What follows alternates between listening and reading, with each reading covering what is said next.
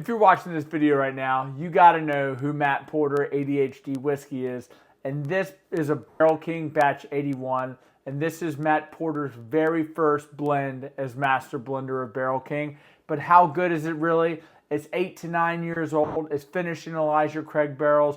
It won double platinum at the Ascot Awards. But is it worth $145? And are there other releases worth $145? Well, today we're going to find out.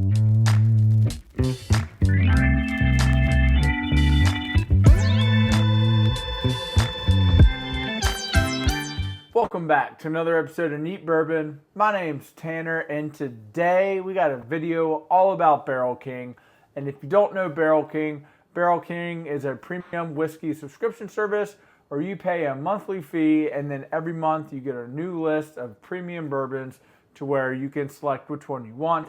And if you don't choose a bourbon, then your monthly subscription fee will just get carried over and applied to your next month. Now, this video is in no way sponsored by Barrel King. I just happen to be a fan of Barrel King, and I've had a Barrel King subscription, I think, for about like 7 months total now. So I've acquired, 7 bottles, over 2 different stints. Now, the reason why I want to make this video is, 1, because an amazing subscriber had requested it, and 2, this bottle right here is ADHD Whiskey, Matt Porter's very first blend. This is batch 81. It's finished in Elijah Craig barrels, and it's a blend of 8 and 9 year MGP. It's finished in those Elijah Craig barrels like a couple different times and partially finished. So hopefully we're getting some awesome barrel influence from that. And then also won double platinum in the Ascot Awards. So this barrel, and you can see, been enjoying it a good bit. And then this one over here is one of their Knighted release. So again, Knighted is just one of their premium, barrel finishing. So Barrel King does a whole lot of barrel finishes. They have some wild finishes out there. So if you're interested in joining Barrel King, I've been a fan, of all the releases that I've had. But now, are they worth $145? Because it's about $125 for the bottle, and then you pay $20 in shipping. So about $145 it's going to take to get one of these bottles to your door. So anyways, enough rambling about Barrel King. Let's go ahead and get into it. So, off to the nose. There's like a fruit medley there on the nose, getting a lot of citrus there. Almost like an apricot or an orange. Also, like some slight cherries there, and a decent bit of like oak chard. That like 8 and 9 year is showing itself slightly. Not coming across as ultra age or anything, but you're picking up a little bit of that barrel influence there. Wow. But yeah, it's just like that, the sweetness undertones of like the fruit medley are like very apparent there on the nose. Yeah, not really getting any ethanol there, but just overall just a very sweet, fruit medley, a little bit of apricot, some cherry there, and a little bit of that oaky char. So, but anyways, off to the palate. Cheers. So the notes that I'm picking up on the palate, it's pretty complex, but they're not like an explosion of flavor like I've gotten off other bourbons. A lot of these notes are more subtle. The complexities are very layered in this, but you're getting, again, like all those like fruity notes like really kind of transferred over to the palate. So like that cherry, the orange, the apricot, they're all pretty candied there. Again, like very sweet, sugary, coming across over to the palate. Then you're getting like a lot of like heavy like brown sugar cinnamons there. Yeah, the finish is like still going. So it's it's a solid first sip. Anyways, let's go in for one more. That's wild for like how fruity that is. Because a lot of times, with bourbons it'll be like your maraschino cherry, or it's more of a blackberry, or it's a Luxardo cherry. But like this is like pretty layered and like the fruity complex there, which I keep going back to, because you're picking up like that apricot, the cherry, a little bit like that orange zest. It's like those citrusy notes like aren't quite as common for me on bourbons. They're more apparent in ryes, but these are like dark and like juicy. But again, like they're not like exploding, and it's like a FaceTime call from your brother right in the middle of giving tasting notes. But anyway, overall, it's pretty wild like how complex and layered this is with all of the different fruits that you're able to pick up. It's really like a fruit medley there. And honestly, like that, like candied, that like candied sweetness, and like it's just so sugary sweet that's almost coming across.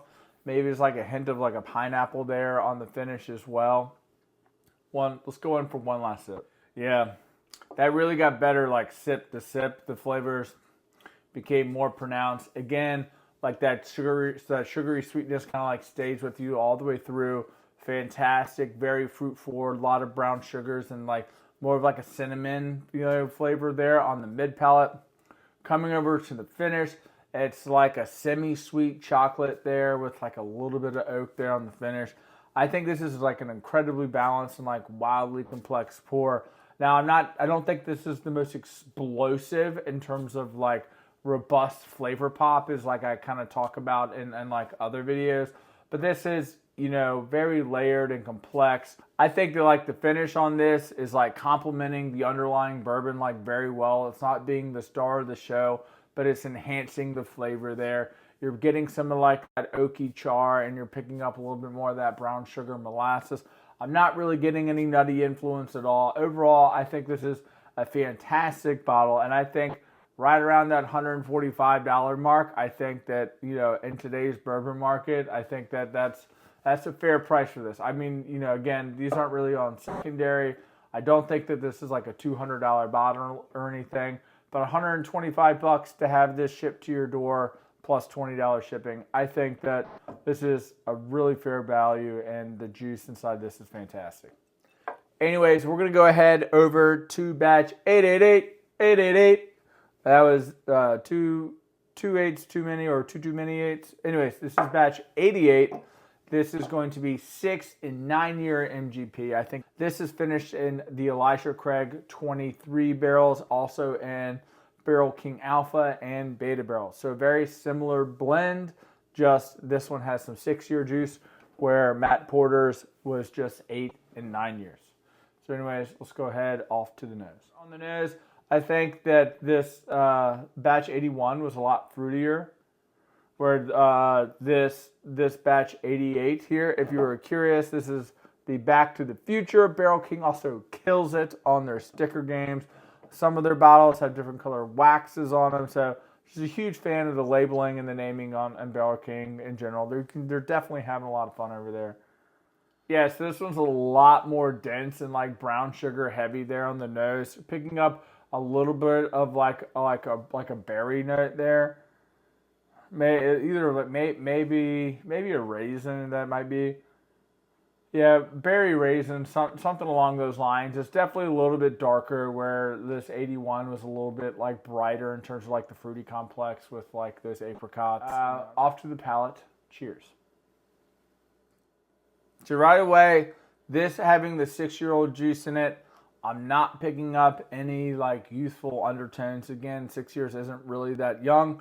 But in terms of like any ethanol, like this is definitely tastes very well put together. I'm not getting the complexity that I was getting off of this batch 81. Honestly, it's like just kind of a vanilla dominant, like some brown sugars there. Let me go in for one more sip now that the palate's acclimated. On that note, like the cherryness, like the cherry profile started to come out. That like cherry raisin plum action was going on. Again, not wildly dominant. That like fruity influence is definitely a lighter influence there. You're picking up a lot of like that barrely like black pepper spice. This is definitely pretty spicy. Overall, I think this one's like pretty good. I'm definitely not as impressed with 88 as I was with 81. Again, neither of these bottles are like blowing me away as like, holy crap, this is the best whiskey I've ever had. I think they are both fantastic. This 81 definitely has some additional layers and complexities, and like that tropical undertones there with like the pineapple apricots. Like this 81 is fantastic. I'm really enjoying that one, but this 88 is still good. Definitely not complaining at all. I just don't think that it's quite at the level of this 81. Let's go in for one more. But like primarily for me, I'm just getting like vanilla, brown sugar, a little bit of like that raisin plum, and it's like more of like a complement of like those fruity notes. Definitely nothing like too crazy and dominant there. Definitely prefer the 81 in this blind. Now, is this bottle here worth $145? I don't know. I mean, again, bourbon has gotten a lot more expensive, and you got to think they're sourcing their bourbon, then they're finishing the bourbon. Finished bourbon is typically going to be a little bit more expensive because the production process costs a little bit more money. These aren't wildly, massively produced. It's a very small craft style finish. So for $145, again, I think that may be a little pricey for this one. But it's still not a bad deal because I think that the juice is pretty solid in this one. But if you were able to get your hands on this batch 81, I think you did a great job there.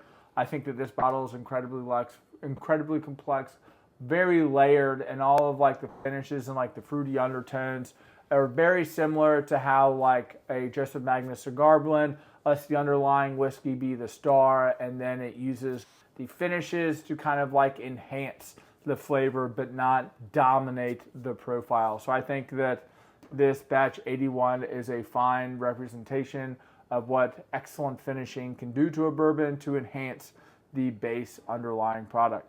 So anyways, guys, I hope you enjoyed this video today. Have you guys out there had Barrel King before? What are your thoughts?